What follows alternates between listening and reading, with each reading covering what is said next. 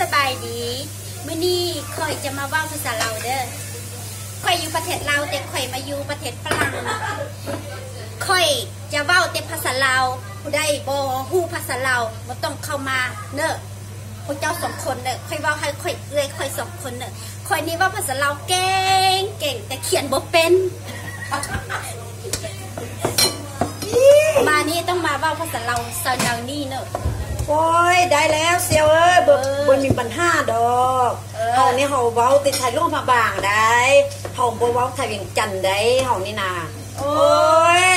เจ้านี่ไปเว้ามาคือว่าเจ้าเว้าดีกว่าข่อยเจ้านี่เก่งบ่ทอข่อยดอกข่อยอันนี้กกเนอะกกอันบ่แม่นกกมันอยู่อันประเทศลาวอันนี้มันกกอันบ่แม่นกกผู้นี้กกแล้วก็ผู้นี้เขียดเด้อค่อยแม่นกกล่าเด้ออันนี้กกอันนี้เป็นเขียดสองคนนี่ค่อยเป็นกดล่าเว้าแต่ภาษาลาวมาอยู่ฝรั่งดนบ่ได้เว้าภาษาลาวก็ว่าบ่ทอกว่าบ่แจ้นเว้าไปเว้ามาก็ว่าบ่ตดเว้าไปเว้ามาตรงนี้มันภาษาหยังอ่ะค่อยกำโคตรจังมันภาษาหยังอ่ะภาษาลาวแต่ว่าบ่ตดภาษาลาวว่าบ่ตดโอ้ยเสียวเอ้ยภาษาฝรั่งก็ว่าบ่ตดภาษาลาวก็ว่าบ่ตดบ่ฮู้ว่าเป็นหยังแล้วสมองนี่มันบ่ดีแล้วว่าภาษาลาวแม่อยู่นี่ต้องว่าภาษาลาวพอเฮาเป็นคนลาวเฮาฮักษาลาวแต่เฮามาแต่งงานอยู่ประเทศฝรั่งว่าแต่ภาษาลาวเด้อมาได้2 ปีลืมแล้วภาษาลาวได้เขียนบ่เป็นแล้วตายแล้วกูนี่2 ปียังลืมแล้วหมดแล้วลื่นเว้าก็บ่ตดโอ้มันยากแท้ยากว่าเจ้านี่มาได้2 ปีลืมค่อยนี่มาได้15 ปียังบ่ลืมเก่งบ่เก่งนี่ก็ตั้งแต่บ่เก่งบ่อยู่บ่เก่งมาประเทศเรามาก็บ่เก่งมาอยู่นี่บ่เว้าไหล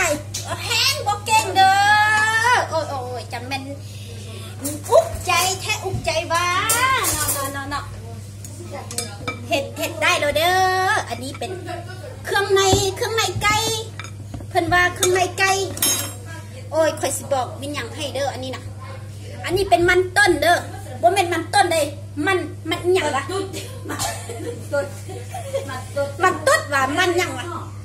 มันหยังอ่ะน้องมันหยังวะน้องมาดา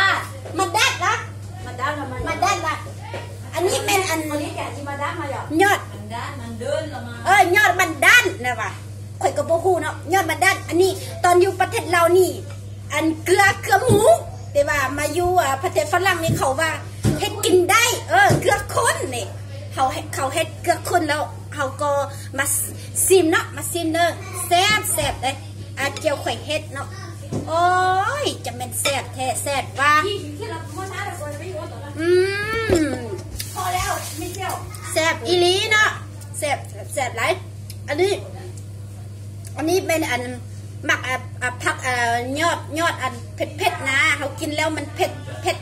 เขากินแล้วมันเผ็ดอันเผ็ดปากเนาะซีมึงเด้อเผ็ดปากเนาะเขาซีมึงเด้อแซ่บโอ้ยจะเป็นแซ่บว่าอยาก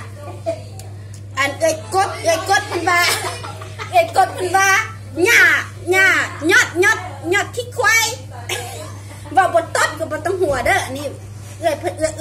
กดพันว่าโอ้แซ่บได้แซ่บว่าอันนี้มันหมักอึกเนาะหมักอึกคว้าโอ้จะเป็นแซ่บว่าเนาะแซ่บอีหลีเด้อบ่ามีแต่เท่านี้แหละวิดีโอกินข้าวสิไทยไม่ให้เบิ่งเนาะอะไร